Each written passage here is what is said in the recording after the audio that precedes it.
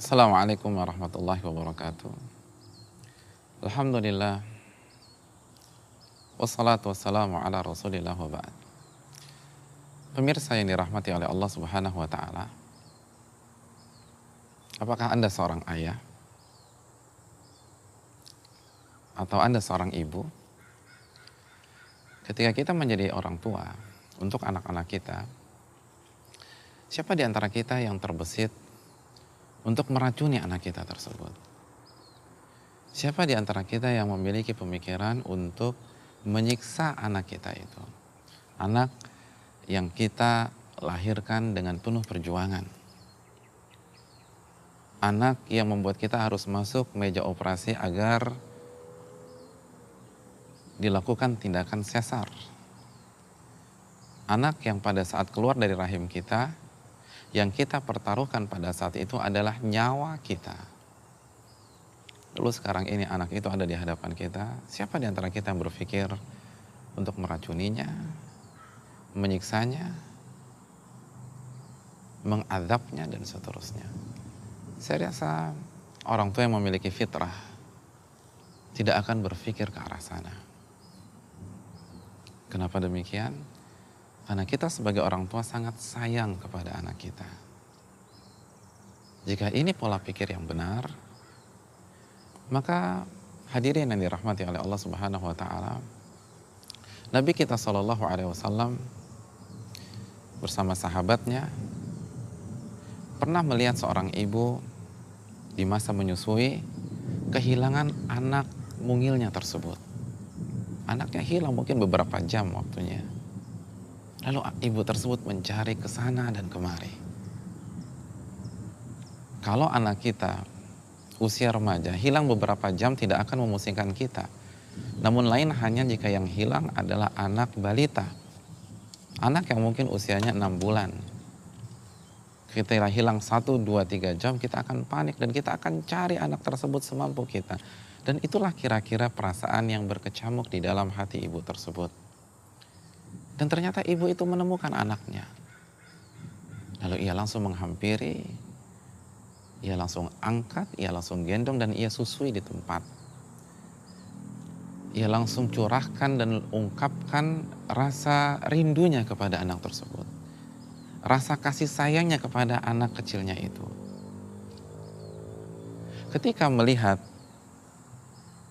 sebuah pemandangan yang sangat haru, pemandangan yang penuh dengan ekspresi kasih sayang seorang ibu, Nabi SAW tidak menyanyiakan kesempatan tersebut. Nabi bertanya kepada para sahabatnya, bagaimana menurut kalian? Apakah ibu itu tega melemparkan anaknya ke kobaran api? Tentu saja kita bisa menjawab dengan cepat. Tidak mungkin. Dan itulah jawaban para sahabat radhiyallahu ta'ala anhum. La wahya taqdiru ala alla tatrahahu. Tidak mungkin selama ibu tersebut bisa mempertahankan anaknya. Dia tidak mungkin melemparkan anak yang baru ia temukan, yang baru ia peluk, yang baru ia hangatkan dengan kasih sayangnya, lalu ia lemparkan ke kobaran api. Mana mungkin ada ibu seperti itu?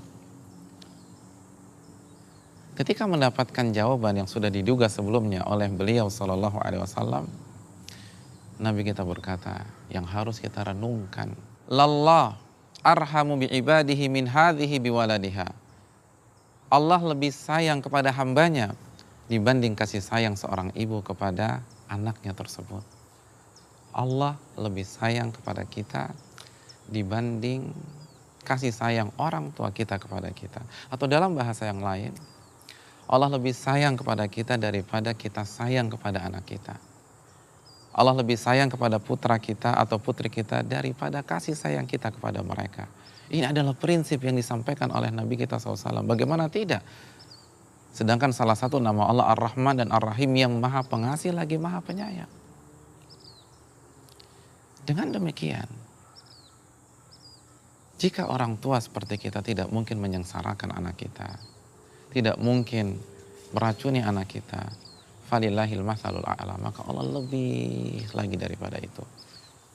Allah Subhanahu wa taala tidak mungkin menurunkan agamanya, tidak mungkin memerintahkan dan melarang yang tujuannya hanya untuk menyengsarakan kita. Tidak mungkin Allah melarang sesuatu yang fungsinya untuk memenjarakan kita, membatasi aktivitas kita.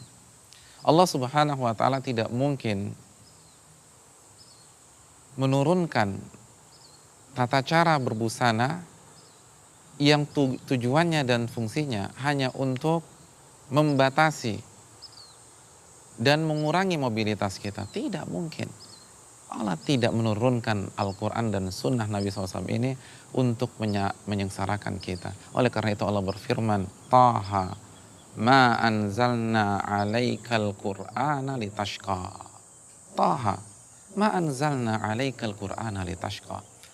Kami tidak menurunkan Al-Quran ini kepada engkau untuk menyengsarakanmu, untuk membuatmu menderita. Sebaliknya, Al-Quran adalah hidayah. Al-Quran adalah sumber kebahagiaan, bukan untuk menyengsarakan seorang anak manusia. Ini yang harus kita pahami dan resapi baik-baik. Saya ingin bertanya kepada para orang tua, ketika kita sayang dengan anak kita, apakah kita biarkan dia hidup bebas begitu saja atau kita atur kehidupannya? Tentu saja jawabannya kita akan atur. Kita akan atur waktu belajarnya dan waktu mainnya. Kita akan atur waktu istirahatnya dan waktu seriusnya. Ketika kita sayang dengan anak kita, bukan berarti kita bebaskan dia untuk main PlayStation misalnya. Kita bebaskan dia untuk main bersama teman-temannya dan pulang jam 1 dan jam 2 malam. Kita akan atur. Kenapa? Karena saya sayang dengan anak saya. Kalau anak saya biarkan begitu saja, ia hidup dengan polanya, maka anak saya akan rusak, Ustaz. Maka seperti itulah peraturan yang kita hadapi ketika kita masuk ke dalam agama Islam. Allah menurunkan perintah dan Allah menurunkan larangan. Allah membatasi kita bukan untuk menyengsarakan kita. Namun Allah Subhanahu wa taala ingin membuat kita hidup bahagia. Agama ini adalah bentuk kasih sayang Allah kepada kita. Ketika Nabi mengatakan kita harus begini dan kita tidak boleh begitu, bukan karena Nabi ingin membatasi kita. Karena Nabi sangat penyantun dan sayang kepada kita. Ingat ke akhir-akhir surat At-Taubah ketika Allah berfirman tentang nabinya, bil mu'minina raufur rahim. Nabi sangat penyantun dan penyayang kepada orang-orang beriman. Tidak mungkin Nabi membuat aturan atau memperlihatkan keteladanan yang tujuannya untuk menyengsarakan kita sebagai umatnya. Nabi lebih memikirkan kita daripada diri kita sendiri dan daripada orang tua kita memikirkan kita. Maka ini yang harus kita patrikan. Ketika Allah Subhanahu wa taala memerintahkan kita untuk beribadah, untuk sholat, untuk berpuasa, untuk berzikir, itu adalah bentuk kasih sayang Allah kepada kita. Karena Allah tahu kita tidak mungkin bahagia kecuali dengan berzikir. Ala bidzikrillahi tatma'innul qulub. Dalam surat Ar-Ra'd ayat 28 Allah mengatakan, ketahuilah hanya dengan berzikir hati itu menjadi tenang, hati itu menjadi tentram. Ketika Allah Subhanahu wa taala memerintahkan kita untuk beramal, jangan habiskan waktu kita hanya dengan bercanda, sibuk dengan dunia, namun kita harus beramal. Itu untuk kebaikan kita. Allah sayang sama kita. Allah tidak ingin kita sengsara di dunia yang fana ini. Hidup ini hanya sekali. Allah tidak ingin kita sengsara. Allah berfirman, barang siapa yang beramal soleh, baik laki-laki maupun wanita, dalam kondisi ia beriman, maka kami akan anugerahkan kehidupan yang penuh dengan kebahagiaan. Kebahagiaan hanya bisa didapatkan dengan amal soleh. Dan Allah tahu itu. Ketika Allah mengatur, dan Nabi SAW menjelaskan, itu adalah bentuk kasih sayang kepada kita. Maka jangan cepat-cepat kita membantah. Pikirkan dulu. Kenapa kita melarang anak kita pulang malam? Karena kita sayang kepada dia. Ketika kita sayang kepada anak kita, kita harus menggunakan kata-kata haram pada tempatnya. Tidak mungkin peraturan itu boleh semua. Tidak mungkin peraturan itu halal semua. Anak kita usia 5 tahun, atau anak kita kelas 4 SD misalnya pulang dengan merokok ketika masuk pintu rumah kita. Apakah kita diamkan? Tidak, kita akan tegur. Kita akan larang. Lalu anak kita marah dan mengatakan, ibu jangan batasi aku. Kita katakan, ibu bukan membatasimu, tapi ibu sayang sama kamu. Benda itu tidak bagus untukmu. Bukan bentuk kasih sayang ketika anak kita pulang jam 1 malam kita biarkan. Bukan sebuah bentuk kasih sayang ketika anak kita bawa wanita yang bukan mahram ke rumah dan menginap di rumah kita, kita biarkan. Bukan sebuah bentuk kasih sayang ketika anak kita memakai pakaian dalam keluar rumah, itu kita biarkan. Bukan sebuah kasih sayang ketika anak kita menghisap rokok, kita biarkan. Bukankah kerangka berpikirnya sama, pemirsa yang dirahmati oleh Allah Subhanahu wa taala? Kenapa kita tidak mau diatur oleh Allah yang sangat sayang kepada kita? Dan kenapa kita tidak mau mengikuti ajaran Rasulullah SAW yang sangat sayang kepada kita? Ini yang harus kita renungkan. Agama kita diturunkan oleh Allah bukan untuk menyengsarakan kita. Dan sebaliknya, Allah berfirman dalam surat Taha, "Wa man a'rada 'an dzikri fa inna lahu ma'isyatan donka." Dan barang siapa berpaling dari peringatanku, berpaling dari agamaku, maka ketahuilah dia akan menjalani kehidupan yang penuh dengan derita dan sengsara.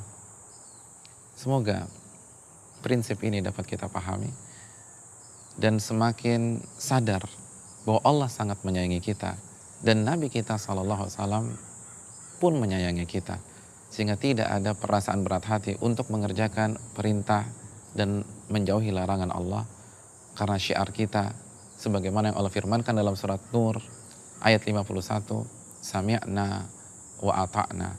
Kami dengar dan kami taat. Kenapa? Karena kita sedang berhadapan dengan kasih sayang Allah Subhanahu wa taala dan Rasulnya sallallahu alaihi wasallam. Aqulu qouli hadza wa astaghfirullah li wa lakum. Subhanakallahumma bihamdika asyhadu an la ilaha illa anta astaghfiruka wa atubu ilaik. Assalamualaikum warahmatullahi wabarakatuh.